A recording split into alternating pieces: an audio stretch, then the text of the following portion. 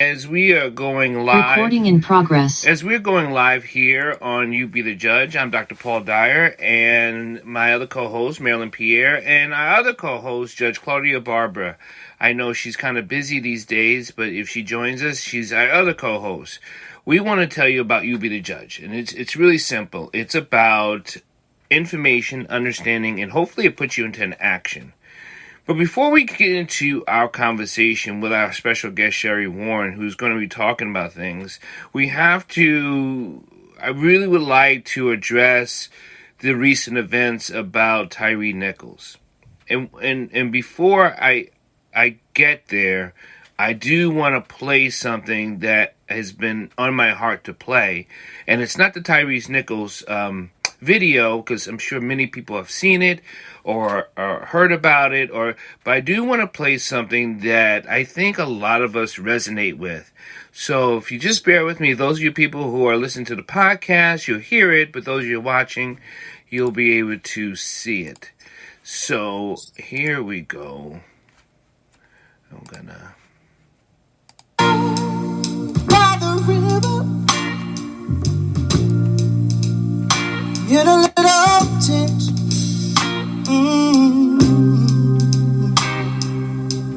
like the river I've been running ever since. It's been a long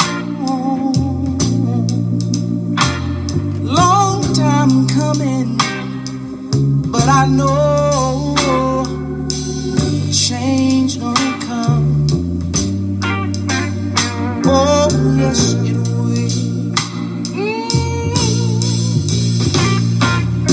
It's been too hard living, but I'm afraid to die. 'Cause I don't know what's up there beyond the sky.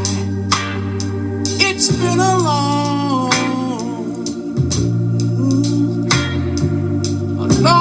time coming, but I know a change gonna come. Oh, yes, it is.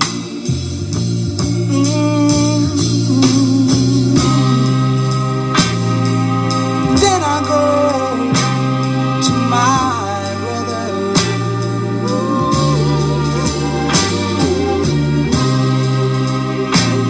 And I say, brother, help me please.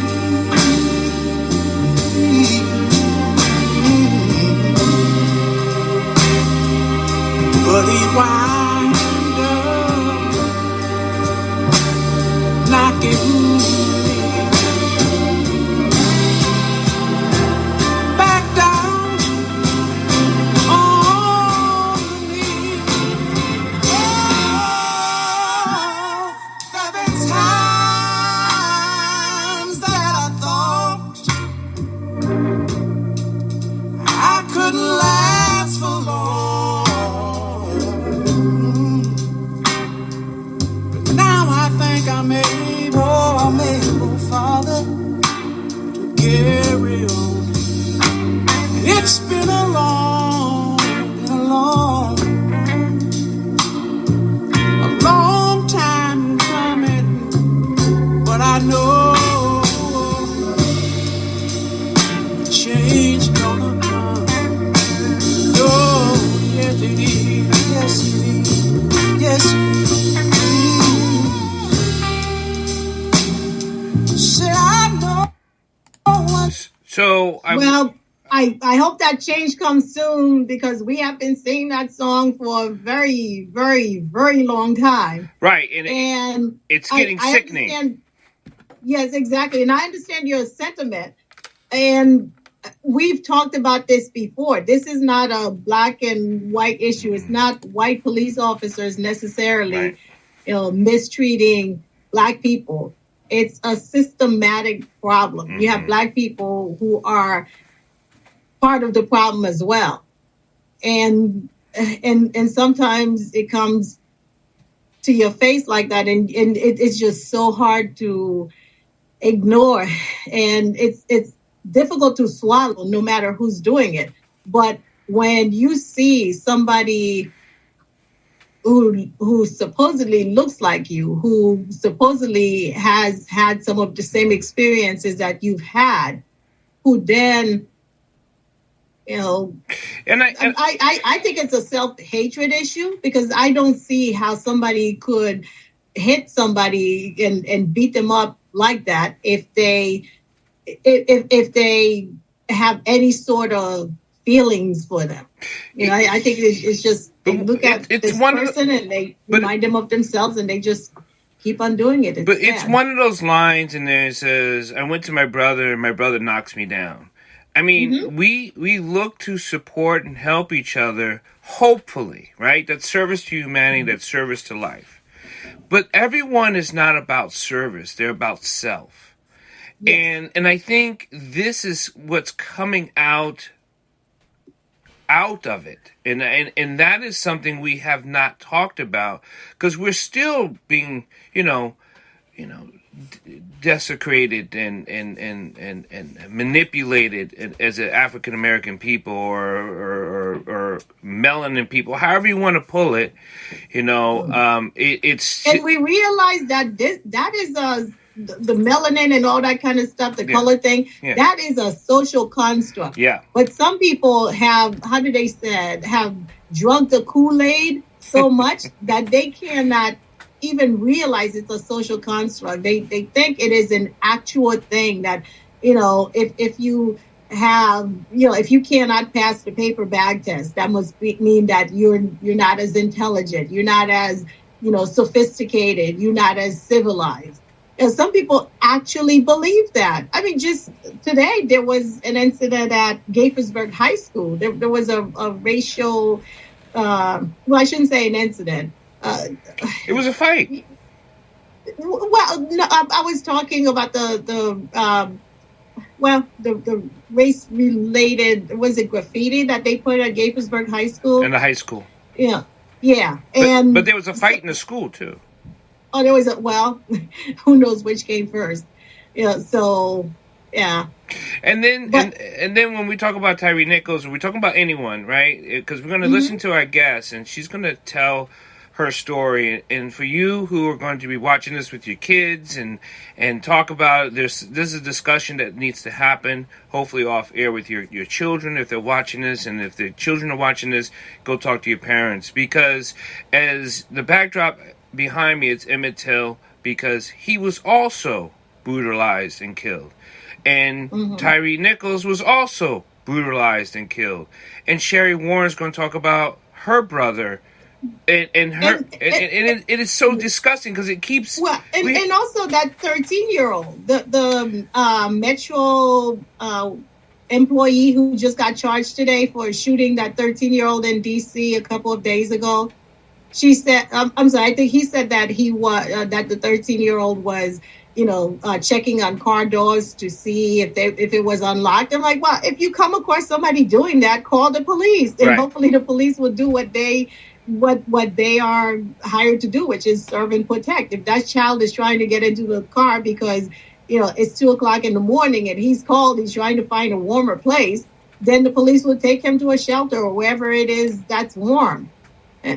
You just don't shoot people because they are committing a property crime. But people do that. And I know we have our guest here, and I'm really looking forward to hearing from her. But before we hear from her, I think that I would like to, to play the video about the movie that is about her brother. So that way that gives us a good idea of why she is here with us and what she is going to be discussing. So hold on, please, while I share the video. Okay, here we go. Go. Really take a deep breath.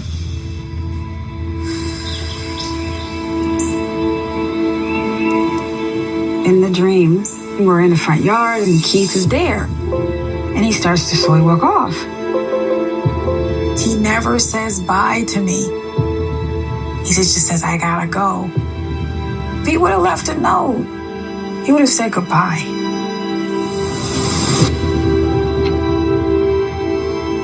My name is Sherry Warren. I had a brother named Keith, who on July 31st, 1986, was found hanging from a tree.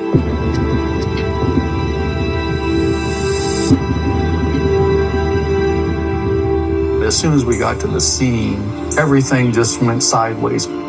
This case has too many red flags. It is impossible for anybody to commit suicide that way.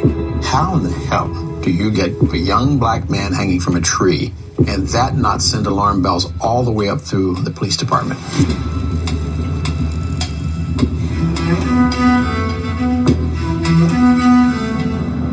They ruled a suicide right away without any type of investigation whatsoever. We started asking the questions that we believed at the time the police should be asking. This boy, he was a teenager. He had a car. He had friends. He was ready to go to college. He was getting ready to start living his life. The story didn't make sense then. It doesn't make sense now. For me, my motivation is somebody wanted to silence this. Somebody wanted this to go away.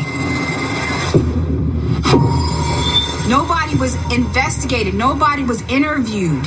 You had no autopsy performed. You have to look at what it was in 1986. There were racial tensions in all the suburbs.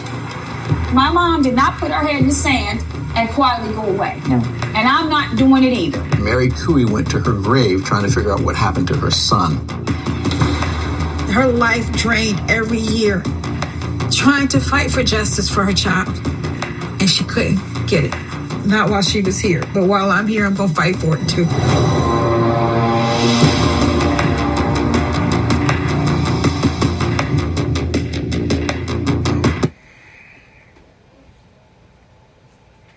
Wow, that is very deep and moving. Ladies and gentlemen, I would like to welcome Sherry Warren. Thank you so much, Sherry, for being our guest. You have the floor. Tell us what you want to tell us. Thank you. First of all, thank you for the invitation. Happy 2023. Happy Black History Month. And that was a 3-part docuseries. That was the trailer for it that came out last year, February. Actually, a year ago. This month, that basically followed my journey for a couple of months, which has actually been the last 3 decades that my family has been working toward just to get some sense of closure, some sense of justice in the hanging death of my brother, as it was previewed in the trailer. My brother was a teenager, black man living in Montgomery County, found strung up on a tree in 1986, and the police ruled his death a suicide within 30 minutes of showing up on the scene. They released the body to the funeral home of their choice. There was no autopsy ordered. And my mom was told, and I was told that back in 1986, that was policy and procedure, that police departments could release the body to the funeral homes of their choice, which I can't seem to find that in writing anywhere, though, by the way. I've asked under the MPIA and FOIA a copy of that ruling, but there is not one in Montgomery County. And it started from there. From the point of my brother's body being found up until today, Montgomery County police have made it a point of not to acknowledge that something was very wrong with my brother's death. And my mother fought for 23 years up until 2009 when she passed away. And when she passed away, I was going through her things and I saw all of her sweat equity and everything that she was trying to do just to bring a sense of closure and just get understanding how Keith got on the tree. And I said, I can't let this go. So I picked up where she left off, and that's where we are today. And again, the docuseries, which is called Uprooted, it's on Discovery Plus, the streaming platform. It's a 3-part docuseries. And we have Doug Gansler on there. I have Hans Reamer on there. I mean, I have voices to support that there is something absolutely wrong with how my brother was strung up on his tree, but Montgomery County, and from the county council to the police department to the state attorney's office, do not want to acknowledge that something is wrong here. And what have you found to be wrong with the evidence so far? So in 1986, when his body was found, I was a minor, so I wasn't in the state. I was actually in Jersey visiting my mom. How old are you? That's one of the things. How old were you then? I was 16, 15 going on 16. So I was in New Jersey, and I was visiting with my mom, my mom's sister, who's in that's my mom's sister in the video, my Aunt Deborah. And the medical examiner or the coroner at the time said he spoke to the victim's sister. It's on the documentation. And the sister said he was missing for a week. I wasn't here. So who did he talk to? But that's on a state sealed document that's in the paperwork, right? The clothing that Keith has on the tree. So I'm going to do a disclaimer.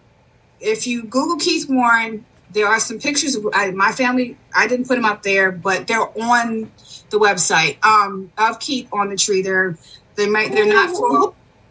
I don't know. Who would have access to them? Who would put them up there?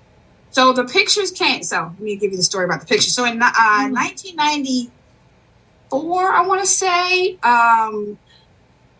we received photos of Keith on the tree. Someone left them on my mother's doorstep.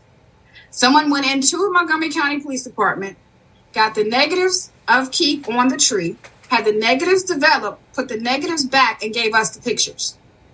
Now, whoever did it was trying to help us. They were not trying to hurt us. Let me just be very clear. Because in the pictures, in 1986, we had this vision that he's hanging. We were told he committed suicide. We were told all this stuff from the police department. Well, in the pictures, he's strung up. He's not hanging down. His feet are literally on the ground in front of him. That's number one. Number two, the clothing that he has on the tree is not what we got back in 1986. The clothing that he has on the tree was conveniently destroyed by the funeral home or the police department. They play volleyball with each other about who destroyed the clothing. But the items that I have in my house today that my mother got back in 1986 are our last articles that she saw him leave the house in, which was a blue hoodie jacket, his brown construction boots, his Jimi Hendrix hat, and his duffel bag. There's nothing of that around his body. So we've always asked the question, where did the items that we recognize, because we didn't get back a shirt, pants, or underwear in 86. We were told in 1986 that there was so much decomposition that they had to destroy everything that was on his body. So at the time, nobody questioned that there would be a discrepancy, right? However, you're also going to the grief, so you're not thinking about things like that. Thinking about that. So in 94, we get the pictures. You say, okay, he has on a change of clothes. Where did they come from? So conveniently enough, Montgomery County explains them away and says that there was a change. That he changed his clothes. So he took a change of clothes to go hang himself. So my mom and myself, up until 2018, because they stopped talking to me after 18, by the way. The rationale was that my brother walked a quarter of a mile from where his car was parked, carrying a 40-foot rope, 2 4-pack of wine cooler, a duff bag full of tapes, and a change of clothes to go hang himself in an area unfamiliar to me and my mom that was literally in walking distance of our house. So, but then let me go back. So you got the change of clothes, you got no autopsy. Detective Beasley released the body to the funeral home of his choice and ordered no autopsy. 6 hours before he told my mom her son was dead. So by the time they told my mom her son was dead, which she worked at Walter Reed, which is 20 minutes down the road, so I don't know why it took 6 hours, he was already at the funeral home. And he was already being bombed. So you have an embalming. So then a month later, my grandmother comes up from North Carolina and she wants to say a prayer. I can't remember if my grandma or my aunt. And they wanted to say a prayer at the tree. Now, mind you, the tree I told you was not far from our house. You could walk to it. Mm-hmm. So Rodney Kendall, who's in the docuseries, takes my aunt, who's a grandma, I think it was my aunt, to the tree where we thought the tree was, right? Now, Keith is dead and buried. Montgomery County closed the case. The police department said suicide. There's no tree. They didn't cut the tree down. So my aunt rushed. It was my aunt. She rushed back into the house. She tells my mom, there's no tree. My mom like, what do you mean there's no tree? So she calls Detective Beasley, who, by the way, was very rude, disrespectful, and very demeaning. He said, yeah, I cut it down. I'm holding it for evidence. Well, if the case is closed, holding the tree for evidence? For evidence. Right. So there is no tree. So again, I implore people to go watch this docuseries because this is the tip of the iceberg. But what Detective Beasley was doing, what he did rather, is every piece of physical evidence that somebody, an unbiased person, could come back and look at, he destroyed. So there's no way you can come back and give them. I mean, they lost the noose. So in 1986, my mom kept asking for the noose. I got the rope. You'll see the clothing in the docuseries. The things that I pull out out of the bin is what I have, is what they gave back to us. My mom kept asking for the noose. At one point, they gave you the rope without the noose. They gave us the rope without the noose. Yes. How? You asking? I have listened. I mean, did somebody cut it off? Oh, they cut it. So when they cut him off the tree, and it's in their notes, they cut him from the portion of where the so the noose is still around his neck. So when they took him off the tree and took him to the funeral home, he still had the noose around his neck. So she kept asking for the noose. About maybe a year later, she gets a notice from Detective Beasley. Oh, the noose was misplaced. So there's no noose now. The noose can tell you whether a right-handed or left-handed person tied it. The reason why he cut the tree down, because he was saying he was trying to get to the branch. Now, mind you, in 2018, under the MPIA, I asked for documentation of the tree being cut down. So if you're collecting evidence, there should be some documentation. I should see some pictures, some notations, something. There's nothing. But he was cutting the tree down to get to the branch, right? To look at the rope runs. That's what Chief Captain Jones, who's now Chief Jones, explained to me. Well, that's BS. He was trying to get to the branch and he destroyed the branch. The branch could tell you which way the rope was going, up or down. So, and the branch could also tell you whether the branch was strong enough to hold his weight. Branch could tell you a lot. Right. Yeah. So, as I've stated many times, I physically wasn't there. My mother physically wasn't there. Chief Jones physically wasn't there. Chief Manger physically wasn't. Every chief up until today physically wasn't there. However, you have Dallas Lip, who is the paramedic, the first gentleman you see speaking. He was there. Rodney Kendall was there. You have people who are on camera today, last year, talking about what they saw. And what they saw was not a suicide. Dallas Lip, who was a paramedic, said he walked around my brother's body for about 5 to 7 minutes before the police arrived, trying to figure out how he did it, meaning if it was suicide, right? He said there's no way he could have did it. There was nothing. There was no evidence to show that Keith put himself on that tree. But Montgomery County, in their haste to dismiss this and want to make it go away, they dismissed everybody that I've ever brought to the table. They say Dallas Lip was a rookie. He wouldn't have known what he was doing. Well, coincidentally enough, Dallas Lip still works for the county. And I think he's like a fire baton chief or something, right? But this man didn't know what he was looking at. So it's unfortunate that today I'm still trying to get them just to meet me halfway. My request is very simple. Meet me in the middle and go with undetermined on his death certificate and on his reclassification of his case. I'm not asking for them to reopen the case, because you can't reopen the case because there's no evidence for them to go back and review. At no fault to my mother, my brother, or myself, but I'm not going to waste a taxpayer's dollar, right? But I would say that there's enough cause that this case should be reclassified, at least to undetermined. So that's where I am in now. I'm on that ping pong table between counts. So, Sherry, also explain to them what the paramedic, when he came to the house, and that debacle, and the statements that came out of the house, and who was in the house. So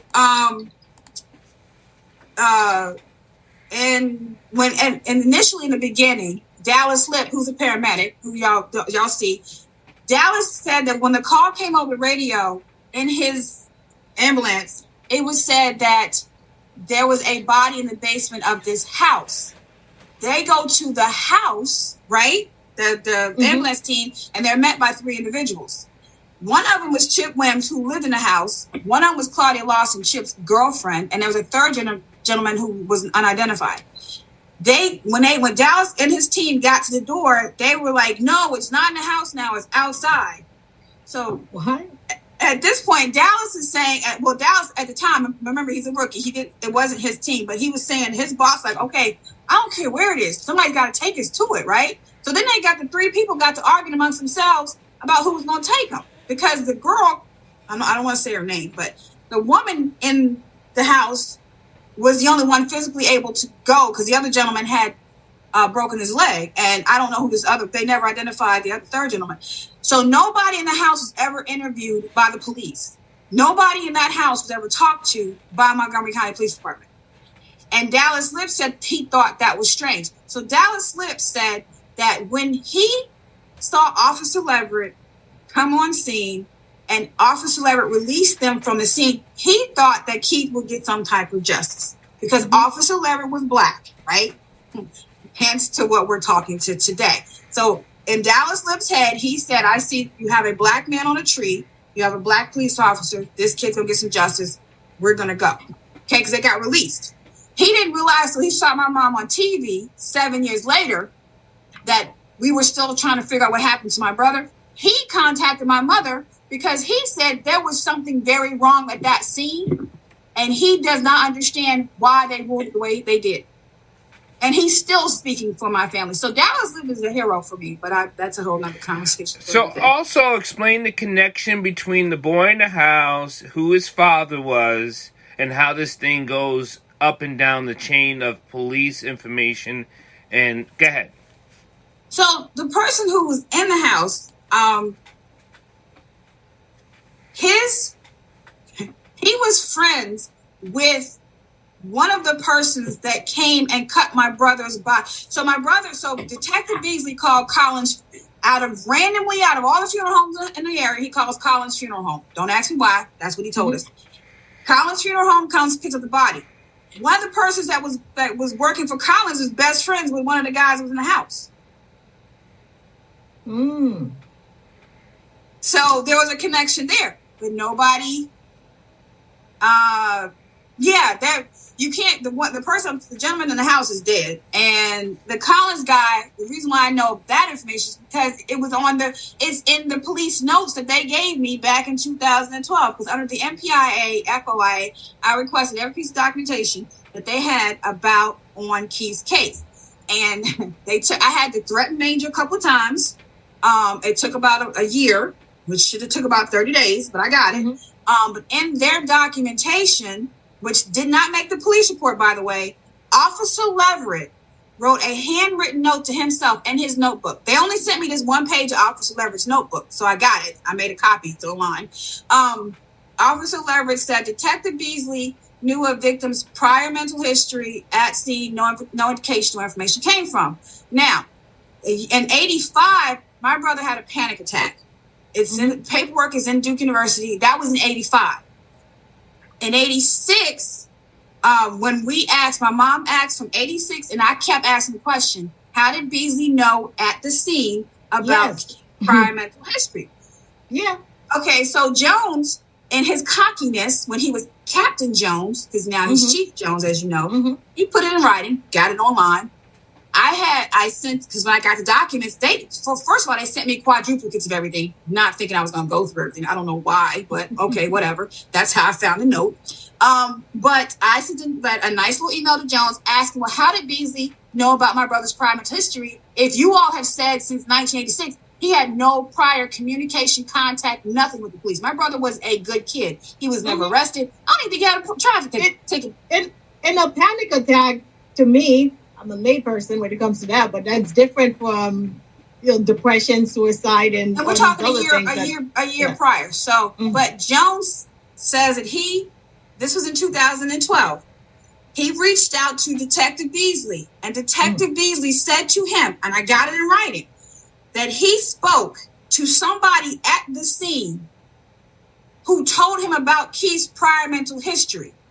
So then he used that information to justify classifying the case as a suicide and closing the case and releasing the body to the funeral home of his choice. So my response to Jones was, so you're telling me that an unidentified, unknown, unnamed person gives hearsay information to your investigating officer on the scene, and that's good police investigation? And I didn't get a response back. That came in 2014, because that was 2014. But again, I have it in writing that when you so you basically just said that based off of hearsay information, you classified a black man on a tree as a suicide. And you don't think nothing's wrong with that. That alone should have had my brother's case reclassified. I told Chief Manger that because that was under his watch. Mm-hmm. But as you can see, I'm still having the conversation.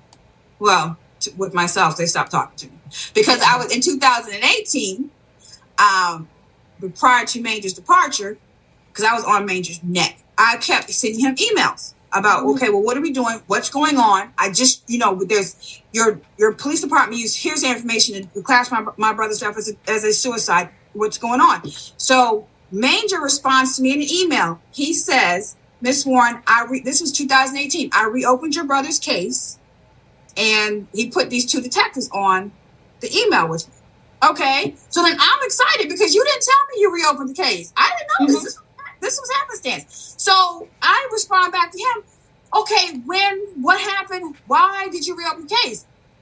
One of the detectives, Detective Hamrock, took Manger off the reply and responded to me and said, the chief is incorrect. We did not reopen the case, right? Ooh. So then, it's online, by the way, because I got everything on email. Mm-hmm. So then the other detective, Colbert, who's on the email, responds. He thought he was responding only to Hamrock. He hit reply all. He says, no, that's inaccurate. That's what I was talking about yesterday. This is going to cause a shitstorm, right? Uh-huh. So I just couldn't help myself. I jumped back in the conversation. I said, hello, still here. And they stopped talking to me from that point. And McCarthy, his office, he had his assistant state's attorney call me and basically said to me, I need to go get counseling and get over it. So that was John McCarthy. Wow. Yeah. Wow. And John McCarthy is still our state's attorney. You know what? I've gotten to the point where I stopped being as gullible as I used to be. And when you said that he sent you the email about 2018, the first thing that I thought was, is that about the time that, Thomas Manger was applying to the United States Capitol Police? And is that why he wanted to make sure that he was cleaning up whatever he thinks would be a hurdle for him? I just thought it was convenient how the detective, took him off the reply. Mm-hmm. Mm-hmm. Yeah, I thought that was very convenient. But it's, you know what? I believe things happen as they're supposed to. I believe it's timing for everything. As I said, this is the situation with Mr. Nichols and his death and those that, committed the crime against him. Hell, I had a black officer at my brother's death and they could care less. You got a black chief today who don't even want to talk to me, who will see me and turn around and give me his behind a kiss. So it's unfortunate, but that's what we are today. Yeah, because I'm thinking one of the first, even if they thought it was a suicide, one of the first things that they should have done was to go ahead and look to see where the rope came from.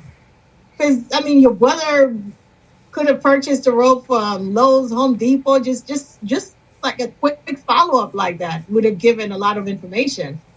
Because you just don't go and just, pick up a rope. Teresa looks like she wants to say something. No, it's such an unfortunate situation that you all have been dealing with. My heart goes out to you. But I'm wondering going forward, I know you've done the documentary. What is your strategy going forward to, because as far as I'm hearing, you're getting the runaround now or the no around. So I just want to know going forward, how do you plan to go forward on this issue?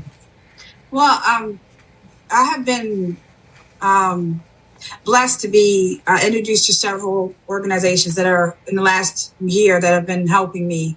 And I've Reverend Marguerite Morris, she's not on here, but she was successful in getting her daughter's death certificate reclassified in the state of Maryland. So in Maryland, you have 60 days to request a death certificate to be updated. Right? You got to do that 6 days or it's a wrap. But Reverend Marguerite, she was able to get her daughter, whose death was very mysterious, and so there was a lot of questions, done. So my next plan of action is sending a petition.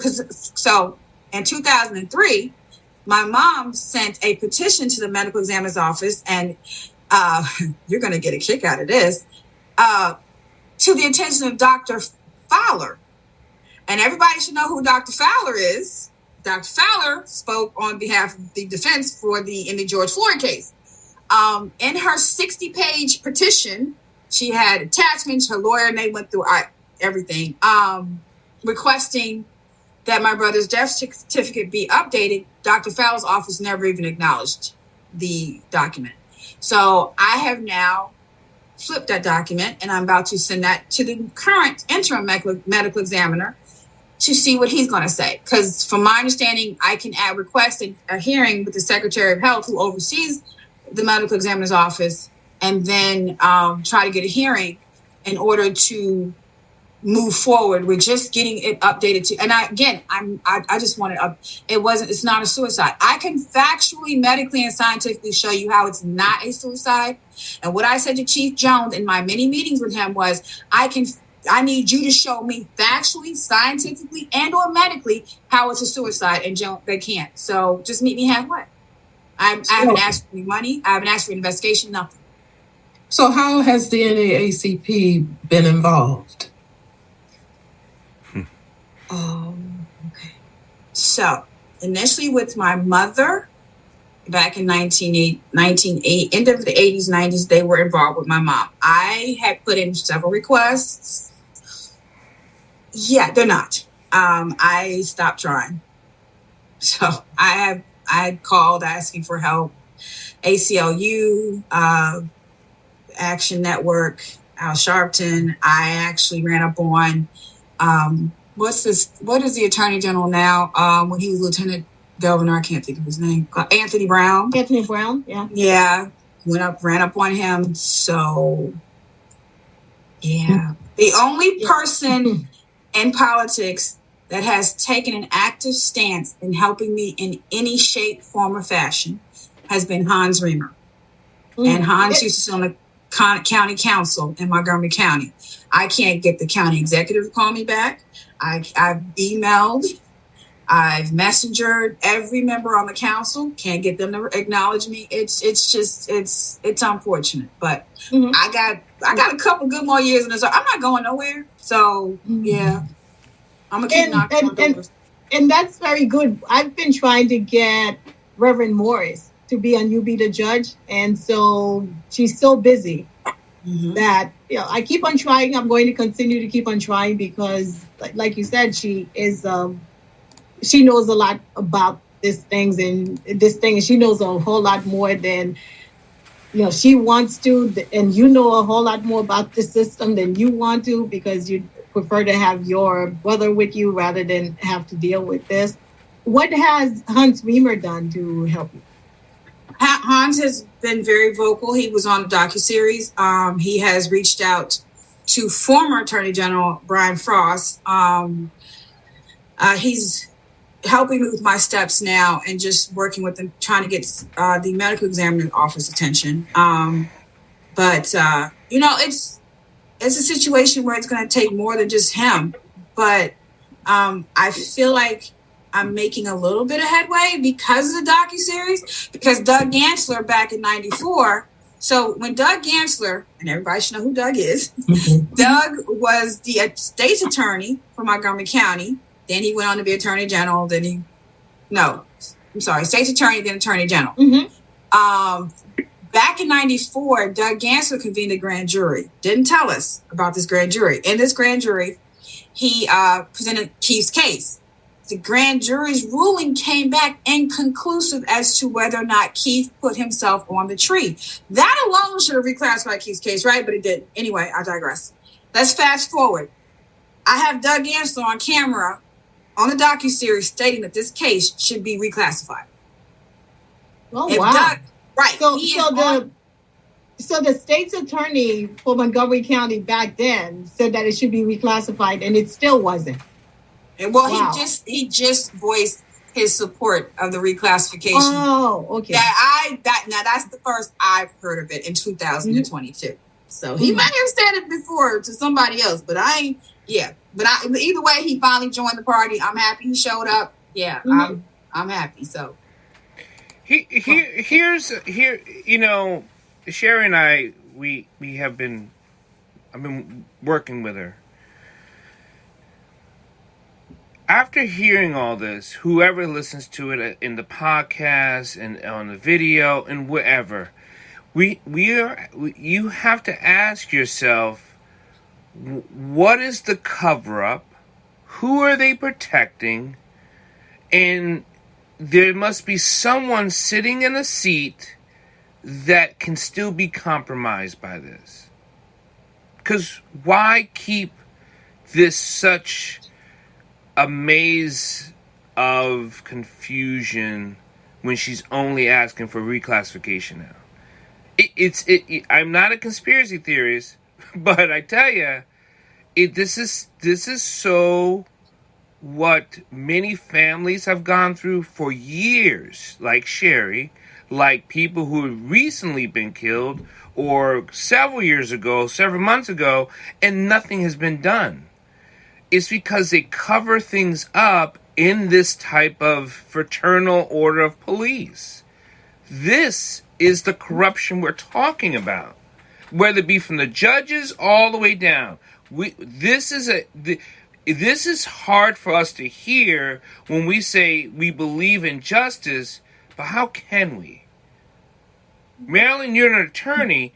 How can we have faith in justice when it's been this way for people like Sherry and so many others who have not gotten justice because they've been brushed off? And not by just a police officer, by the police force, by the state's attorney, by the I mean, there's just such a hush because we don't have the money to throw around, so that they dismiss us.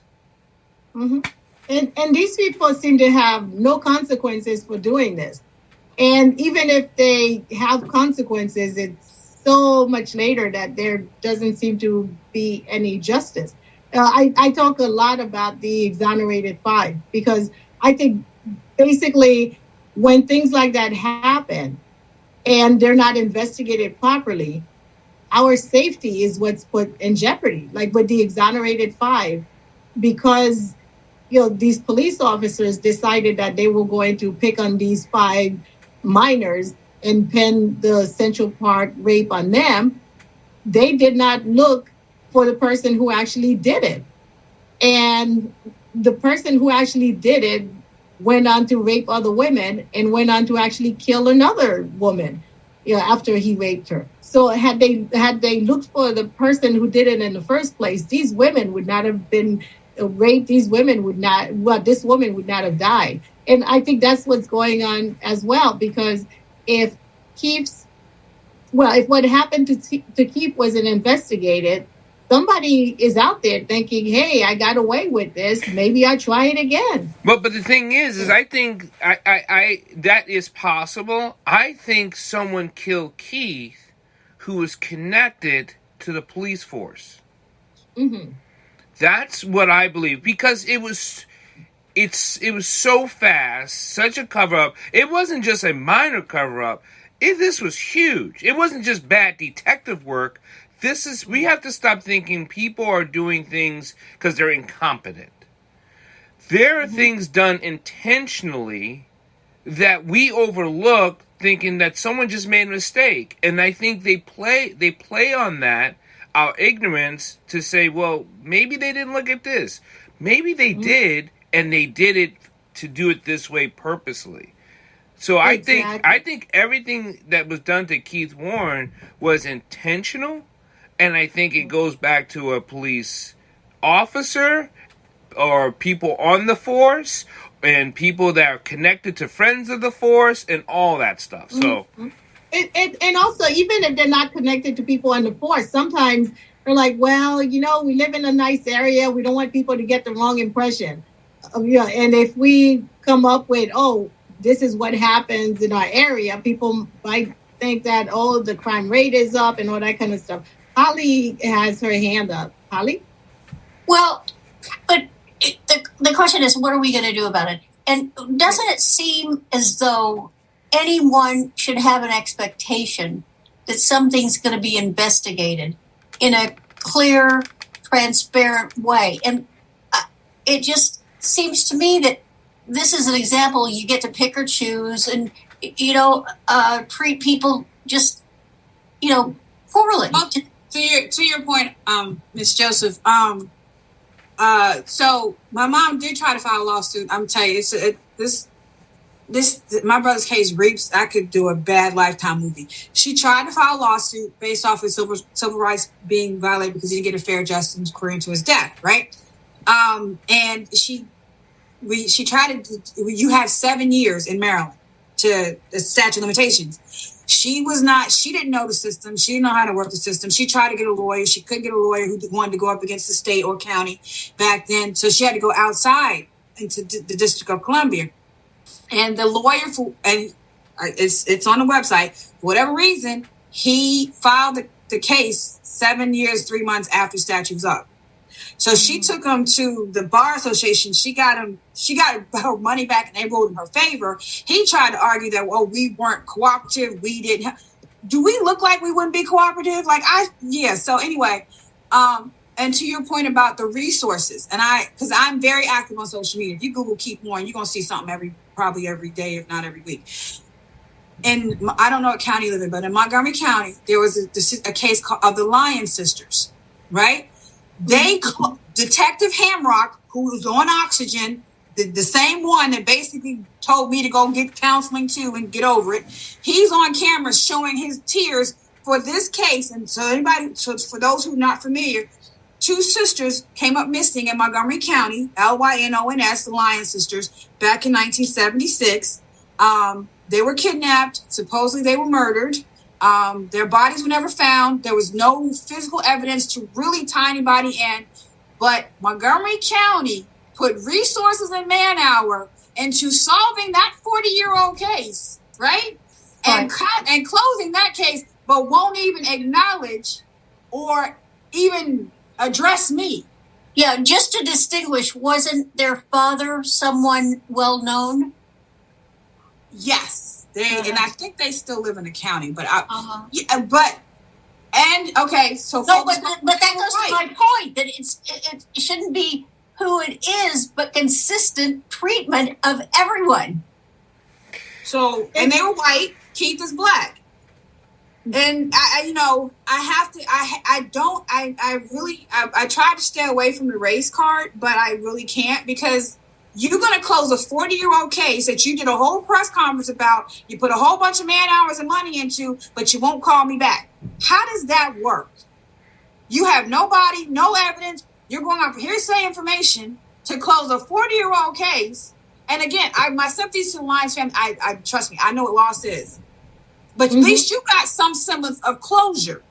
I can't get them to even acknowledge something. So they will acknowledge behind closed doors. And if it's just me and you talking, there was something really wrong with how this case was handled. Procedure wasn't followed. Policy wasn't adhered to. And we've since changed, Okay, well, make it a public statement. Don't tell me, tell them. Because my mom spent 23 years of her life fighting a system of justice that she paid into, her tax dollars. And she couldn't even get the decency of respect of you all acknowledging the fact that something was very wrong with her only son being found up on a tree. Strung up, not hanging, strung up. Mm. And I think what Holly said needs to be repeated because sometimes people are saying, well, you're asking for special treatment or something. No, we're just asking for you to do your job. Your job is to investigate. And I assert that if you deny someone the proper treatment, they're working to get the proper treatment is going to cost everyone a lot more. Exactly. And again, I'm not asking for anything. I'm not asking for no man hours. I'm not asking for no money to be spent. I'm asking for you to mark undetermined on that box because the documentation shows there's nothing medical on the coroner's report or the medical examiner's report. There's nothing medical because the coroner didn't even examine my brother's body. He went straight to the funeral home. There's the dates and times listed on the coroner's report don't match the police report. So who was y'all talking to? It's the sloppiness is so disrespectful that to Dr. Dyer's point that he was making, I feel like the detective had other questionable cases, and if you open up this one, you got to open up Pandora's box, and they ain't got the time, nor patience, nor man hour. So their thing is, and this was a direct quote from a reporter from the Washington Post, said that back in 2012 there was another show called Justice at the End of the Rope that was on Discovery Plus that profiled Keith's case, and the reporter at the time, she said it off the record. She interviewed the department. She wouldn't tell me who, but they said to her, "We thought when the mother died, this was going to go away. We didn't realize that the daughter was going to keep going. And damn it, I am, because I'm not going nowhere, because I got time and opportunity and the internet, and it's free. Because my mom had to file bankruptcy. She had to. I just have another question. What did you write on the obituary at his funeral? What did you write? Did you put that on the obituary? Did you immortalize that in the obituary, that how you all felt? No, we did not. I don't think so. I got to look at it. I have it upstairs. I have to look at it. I don't think so, though. I can't imagine the trauma of dealing with this every single day and having to live with it. What do you do for self-care? I help other people. I am on social media. Like I said, I'm very active. I use TikTok.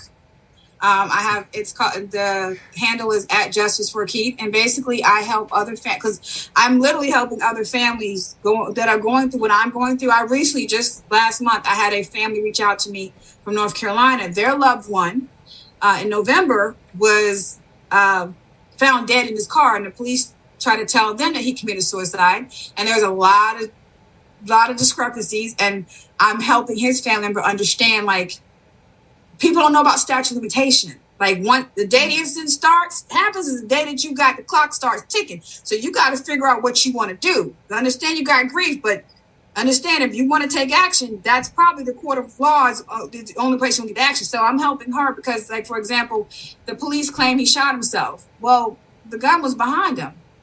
So, yeah, it was just, yeah. So I'm helping others. I talk about grief, In our community, grief is one of those things where people are stigmatized. People feel weird about it. No, my mom has had me in counseling since my brother died. And trust me, I still go, and I'm so happy she did. That's something you have to, grief is part of life.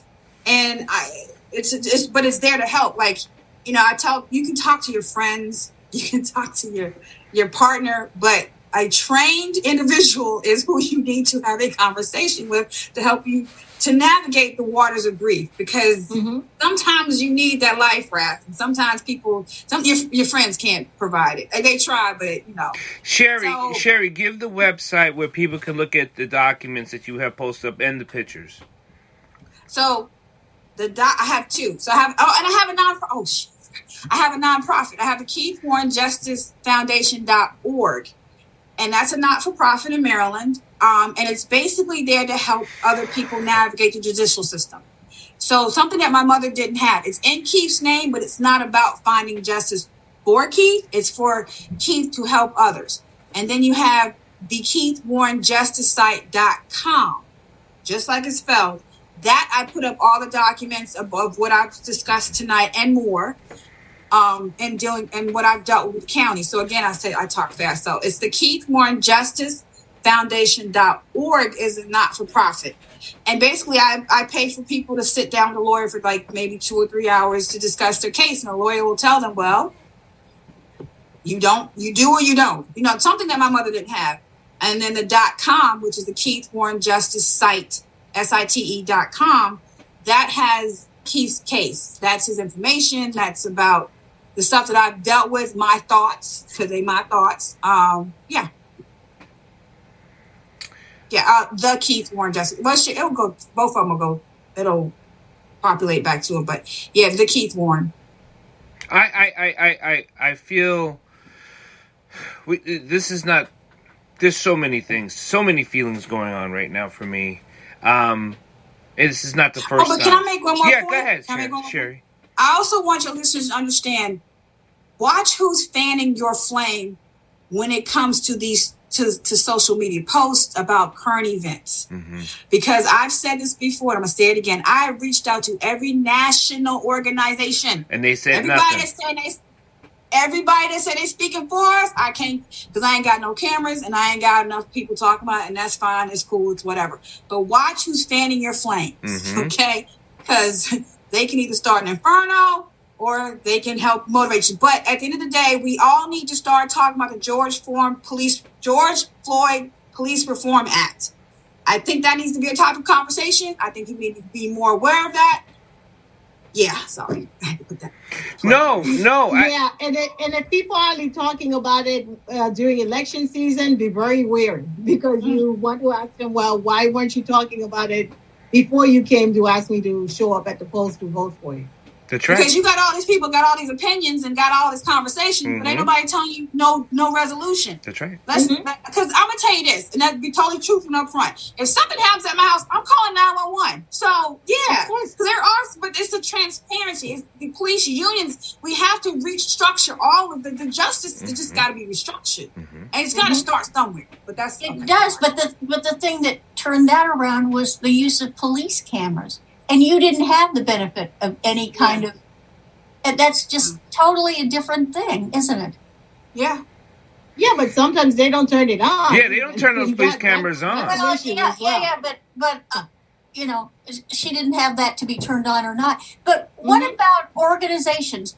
What did they tell you that they wouldn't help you? Here's the thing, Holly, and I'll say it before Sherry says it.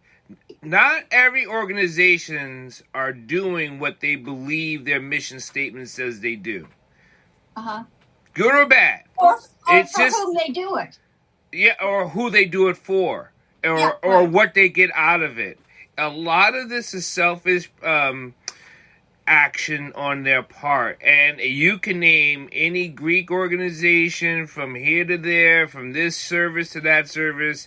Not everyone is saying and doing what we believe they are doing. Until you knock on their door and ring their bell, it's obviously they don't have time for you. Not that they don't tell you they don't have time for you, but they don't even answer you or call you back. You know what I mean? It's not like, oh, we're so busy, ... Just ignore. And I think that's where the self-service of who are they serving, I have a problem with. I'm going to say this. I literally put a packet of information in the hands of one national person who happened to show up to Tyree Nichols' funeral. That person never even acknowledged me. But they're supposedly speaking for us. I literally ran up on him in a hallway in a building one day. Yeah. But you know what? I can't get stuck there, though. Right. And that's okay, because at the end of the day, I still got my docuseries. That's going to live on forever. By the way, for those of us who don't have Discovery Plus streaming, you can download it for free for 7 days. And you can then watch the 3 episodes. And then do as you may with the subscription. But you can download it for free and have access for free for first 7 days. But make sure you cancel the subscription. It was only like $5 a month, but yeah. But you can watch. Could you put it in the chat so we can have it in our little hands? Yeah, it's, I love community outreach. I love being an activist and putting my boots on the ground and knocking on doors. Not every organization does that. Not every people say they do it. They would like to do it, and they'll do it once a month, and they're happy by getting their pin in their jacket, their little letter on their jacket, and put something on their car. But they're not really working for people. Mm-hmm. And some people just are in love with the title. Right. You know, they're not in love with doing the mission, right. But they are definitely in love with that title. They love coming in and being introduced as, president of this organization, chair of that organization. Right. And they love being invited to things, and they get to rub elbows with people that they want to rub elbows with. And then they become, I guess, known to them, and then they don't want to, to ruffle those feathers, because those are the people who are then going to help them get to the next level. Right. Well, so thank you for putting information on the website. So it is www.discoveryplus.com. And the title of the documentary, thank you, is Uprooted. Uprooted. Uprooted. Uprooted. Thank you. And why was the I thought the title was interesting. Why? How did you come up with it? Who came up with the title? The production, the director came up with it because, and I didn't realize I said it. Thank you, family, for listening to this. This is You Be the Judge. We're signing off. We'll be staying on talking with this. And I hope you make a decision on what things you are doing. Thank you.